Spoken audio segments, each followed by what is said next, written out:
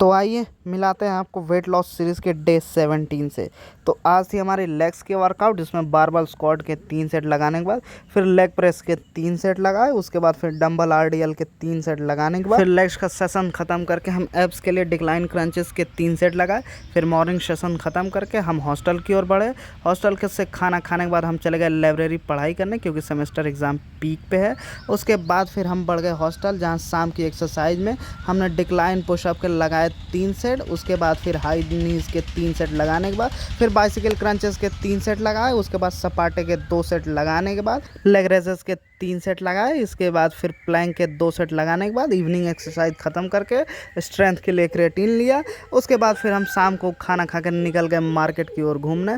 Market घूमते घूमते अपने दोस्त के लिए मल्टीविटामिन की टैबलेट लिए, फिर अपने लिए चने लेने के बाद फिर हॉस्टल पहुँचे तो एक जूनियर का बर्थडे था, जिसका बर्थडे सेलिब्रेट करने के बाद केक कटवाया गया।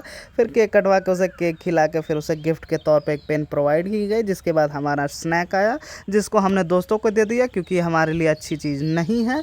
उसके बाद फिर ये रही आज की selfie. Now follow and subscribe.